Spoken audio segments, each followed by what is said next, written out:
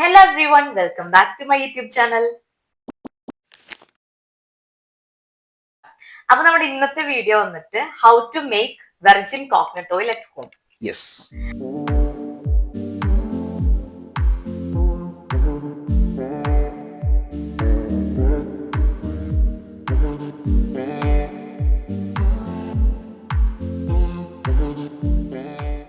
അപ്പൊ എങ്ങനെയാണ് നമ്മൾ പ്യുവർ ആയിട്ട് വെർജിൻ കോക്കനട്ട് ഓയിൽ ഉണ്ടാക്കുന്നത് ഞങ്ങൾ ഡീറ്റെയിൽ ആയിട്ട് കാണിച്ചു തരാം. അതിന്റെ എന്തൊക്കെയാണ് മെറ്റീരിയൽസ് വേണ്ടതെന്ന് നമുക്ക് പറയാം അല്ലെ.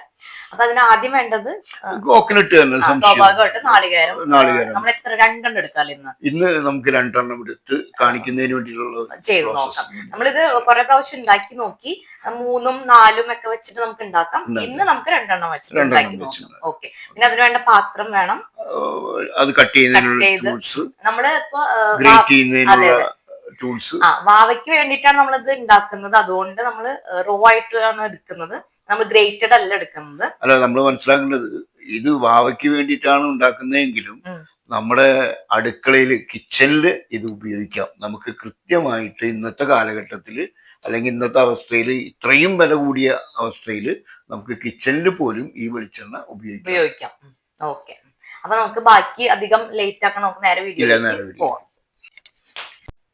എത്ര നാളികേരം ഉപയോഗിച്ച് വേണമെങ്കിലും നമുക്ക് കോക്കനട്ട് ഓയിൽ ഉണ്ടാക്കാം.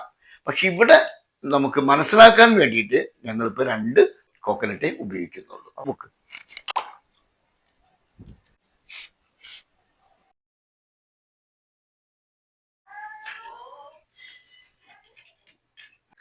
ഗ്രേറ്റഡ് അല്ലല്ലോ നമ്മൾ വാങ്ങിച്ചിരിക്കുന്നത്. സോ നമ്മൾ അത് മുറിച്ചുകൊണ്ടിരിക്കുകയാണ്. അപ്പൊ നമ്മൾ നെക്സ്റ്റ് ഇത് ചെറിയ മിക്സറിൽ അടിക്കാം. കാരണം വലിയ പീസ് ആയതുകൊണ്ട് നമ്മൾ ആദ്യം ചെറിയ മിക്സറിൽ അടിച്ചിട്ട് നമുക്ക് വലിയ ജാറിലേക്ക് മാറ്റാം. ഒന്നും കാണിക്കണ്ട, പ്രശ്നമില്ല.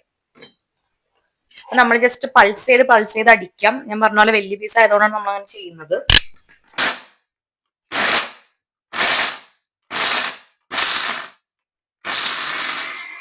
നേരത്തെ ചെറിയ ജാറിൽ അടിച്ചു വെച്ച നാളികേരം നമ്മളിപ്പോ വലിയ ജാറിലേക്ക് മാറ്റി അതിന്റെ കൂടെ കുറച്ചൊരു കപ്പ് ചെറിയ ചൂടുവെള്ളം ഒഴിച്ചിട്ട് നമുക്കിത് ഫുള്ളായിട്ട് മിക്സ് ചെയ്തെടുക്കാം.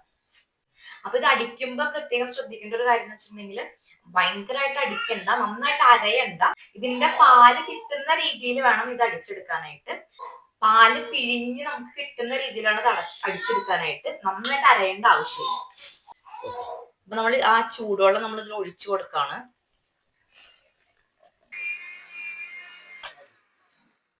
അപ്പൊ ഞാൻ ചെറിയ രീതിയിൽ അടിക്കുന്നുള്ളൂ. ഒരു 1ൽ ഇട്ടിട്ട് കുറച്ചു നേരം ഒരു 10 സെക്കൻഡ് അടിച്ചാൽ മതി. അപ്പൊ നമുക്ക് നല്ല പിഴിയാൻ പാകത്തിന് നമുക്ക് പാല് കിട്ടും. അപ്പൊ നമ്മൾ ആവശ്യത്തിന് ഇത് അടിച്ചെടുത്തിട്ടുണ്ട്. ഇനി നമുക്ക് ഒരു സ്ട്രെയിനർ വെച്ചിട്ട് നമുക്കിത് അരിച്ചെടുക്കാം. കാണിച്ചു.